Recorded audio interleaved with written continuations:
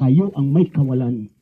Narinig niyo na ngayon ng Islam. Katahimikan, relihiyon ng lahat ng mga propeta. Dito mo matatagpuan ng tunay na katanyagan at sino magmumuslim? Ikaw?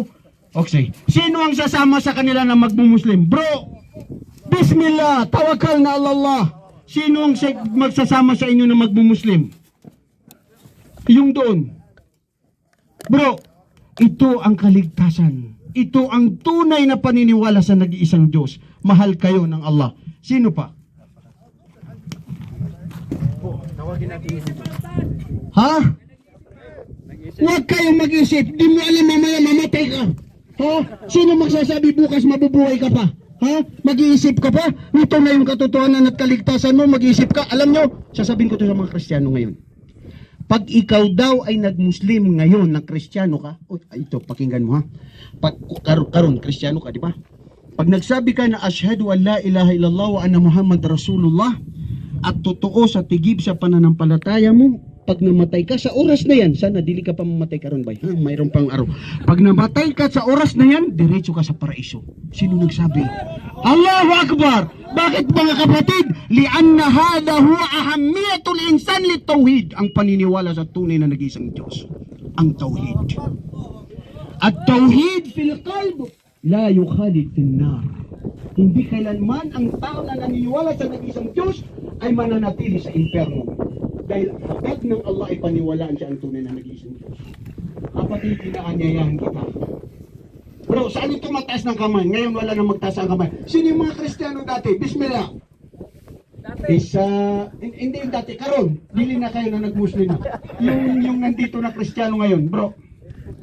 Hindi pa Muslim. 1, 2, 3, 4. Tiga saan ka bro sa atin? Quezon Province. Ikaw bro. Iloilo, dagkay mga taga Iloilo nga nag-Muslim karon. Ayan, mga Ilonggo yan, no?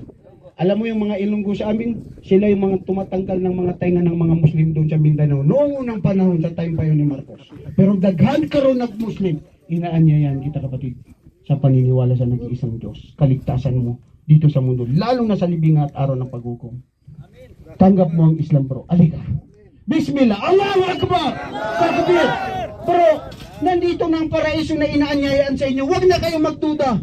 At palagay nyo itong mga Kristiyano dati na nag-Muslim, mga tanga, dahil para lang tanggapin ang Islam. Wallahi, totoo ito. Kaya nila ito tinanggap dahil mahal nila ang Allah. Gusto nila ng kaligtasan. Ikaw bro, kailangan ka. Takbir!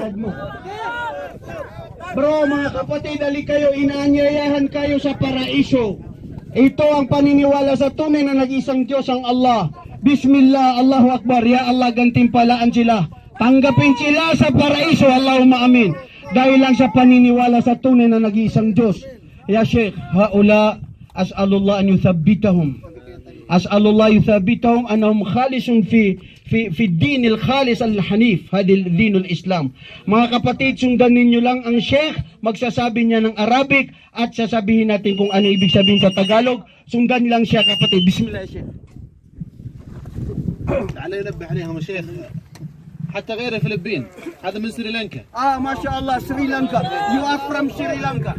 You want to embrace Islam, to accept the oneness of Allah, to go to paradise. You speak English, ha? Kamu na cho. Kialibay. Sige. Pag-Muslim na siya. Yalla. Hindi. Yalla. Kaya siya kapatid. Wala niya naintindihan mo. Sa mga panggali yun.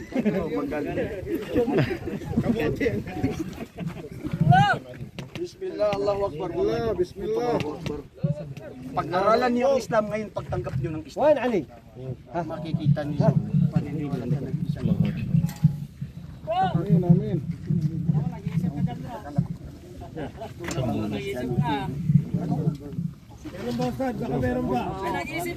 طيب بسم الله الرحمن الرحيم رب العالمين وصلى الله وسلم وبارك على نبينا محمد وعلى اله واصحابه والتابعين لهم باحسان يوم الدين.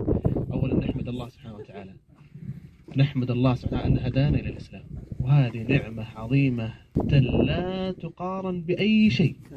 ولذلك اول نعمه نحمد الله عليها نعمه الاسلام. نعمة التوحيد، نعمة الهداية واتباع النبي صلى الله عليه وسلم. وغيرنا كثير ترى يريد الإسلام لكن لا يستطيع مع البيئة الموجودة عنده. فالحمد لله الذي جعل الإخوة يقتنعون الحمد لله بهذا الدين العظيم، وسيتلذذون بهذا الدين بشيء عظيم جدا لم يروه، لأن الإسلام يخاطب الروح لا يخاطب الجسد. فسعادة الروح بهذا الدين ونعيم الروح بهذا الدين. نسأل الله يجعلنا وإياكم ممن ثبت على هذا الدين. الأخوة معنا الآن ما شاء الله كم عددهم؟ ممكن هذا دقيقة حتى يبين هذا الذي ما قلت. بسم الله دقيقة بس واحدة. Pinurin yang Allah Subhanahu wa taala at binati niya ang kayo ng magandang pagbati ng Assalamualaikum warahmatullahi wabarakatuh. Sumainyo naman ang kapayapaan at pagpapala ng Allah. At ang sabi niya, ito ang pinakamainam na oportunidad na pangyayari sa inyo mga kapatid, sapagkat ngayong tinanggap ninyo ang pananampalatayang Islam ay walang kasing halaga ang pagtanggap ninyo sa relihiyom ng Allah Subhanahu wa taala, sapagkat ang buhay natin dito sa mundo ay ang katawan natin at ang ating kaluluwa. Ang pinaka mahalaga pag maghiwalay ang katawan natin at ang ating kaluluwa, ang katawan natin ay matutunaw din sa lupa. At ang kaluluwa natin ay papunta sa Allah Subhanahu wa taala. At paano tatanggapin ng Allah Subhanahu wa taala kung mali ang inyong sinasamba, kung mali ang inyong paniniwala. Kaya ito ay napakahalaga at walang kasing halaga ang inyong pagpasok sa pananampalatayang Islam, at ang nalaman ninyo na iisa lamang ang tanging nag-iisang Diyos na ang Allah Subhanahu wa taala. Mahal sila ng Allah dahil Mahal nagabayan kayo. Tinanggap niyo. جزاك الله خير. الله سبحانه ماذا يقول؟ ويريد الله يشرح صدره للإسلام، أن يهديه يشرح صدره للإسلام. ووصف الذي لا يريد أن يهديه بإيش؟ كأن عادوا في السماء. سبحان الله، علماء بعد أن صعدوا إلى طبقات الجو العليا كل ما ارتفع الإنسان قل الأكسجين ويضيق عليه النفس، وشبه الله سبحانه الذي ضل عن الإسلام كأنما يضيق صدره، لأنه لا يوجد شيء في روحه يجعله يتنفس بهذا الحياة. فالإسلام حياة، ومن أراد الاستقرار النفسي والاستقرار الروحي واستقرار القلب والاستمتاع بالحياة كما خلقه الله سبحانه وتعالى فليلتزم بالإسلام، فهو الدين العظيم. Ang ginabayan ng Allah Subhanahu wa taala ay napakagaan sa kanya na malaman niya, maunawaan niya ang tunay na pananampalataya, ang pananampalatayang Islam. Ngunit ang hindi ginabayan ng Allah Subhanahu wa taala ay para siyang umaakyat sa kalangitan na hindi niya kayang umakyat sa kalangitan.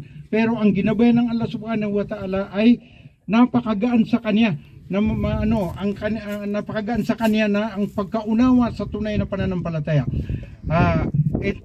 Ang hindi gagabayan ng Allah Subhanahu wa taala ay parang isang tao na wala siyang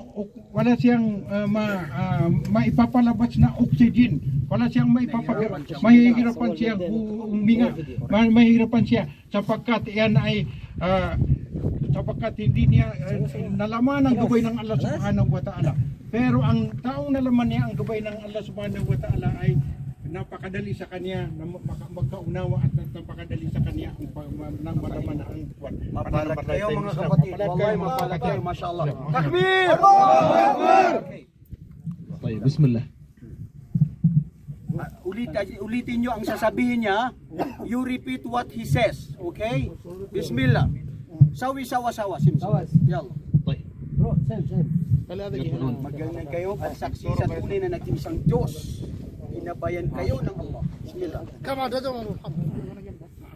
هنا أربعة. أربعة خمسة ستة. ستة كله. ستة. Ayun, ito rin. ثمانية. Tamanya كله. Walo kayo na pumasok ngayon sa Islam. Gabay ng Allah. الله يثبتنا وإياكم Walo. ولا يحرمنا وإياكم أجركم. أشهد أن لا إله إلا الله وأشهد أن محمدا رسول الله وأشهد أن عيسى عبد الله ورسوله.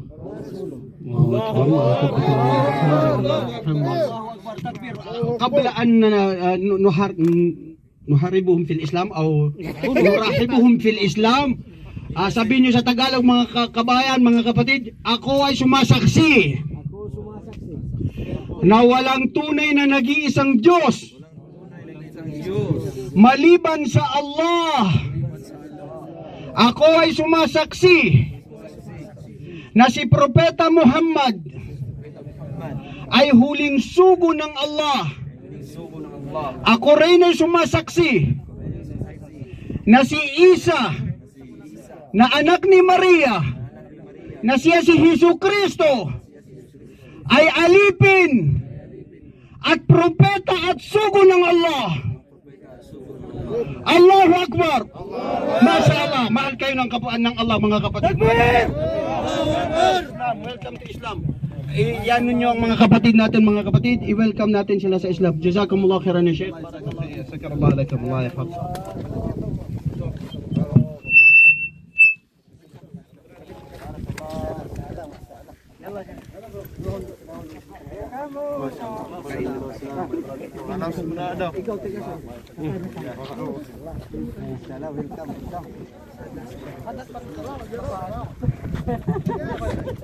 Assalamualaikum warahmatullahi. Mga kapatid, tayo daw po ay kakain na, inshallah. At meron po tayong mga basurahan dyan, inshallah. Pagkatapos po natin na kumain yung ating mga basura, ay pakilagay lang po sa sa basurahan. Panatiliin po nating malinis yung lugar dahil dumating tayong malinis, iiwanan din natin tong malinis inshallah. So inshallah pagkatapos nitong natin kumain, tayo ay magliwaliw. May mga camel dyan, may masisitang motor doon sa kabila. At sa kabila din may mga bundok dito, no? May mga sitahan doon ng motor sa kabilang istraha. So ito po ang istraha sa disyerto. Sige na, pasok na. So yung po, ulit po ulit yung ating tanggal na yung balik mo lang siya. Nanalagay kayo! Fadal. Ayo po.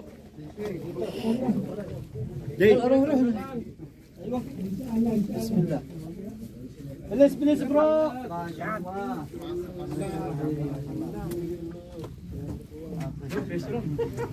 Bro, intay bro.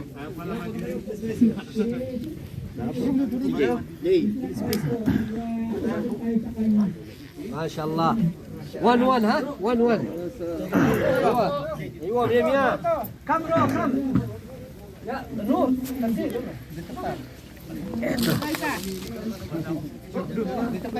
Masyaallah.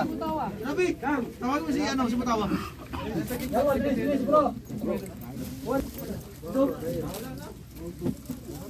Nasaan si Matawa? Baka nandun. Ya, Shabab.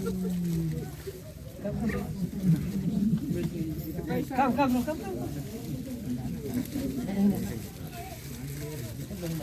Dito bro, video. Come bro. Saan? Di ba kami awan? Bro, come bro. Sit down talaga. Wala problema. Ha?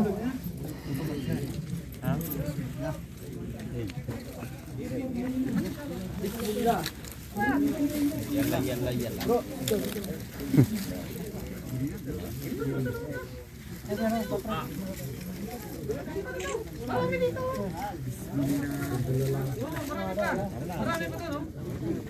Dito po. Pero wala pa pwesto, no?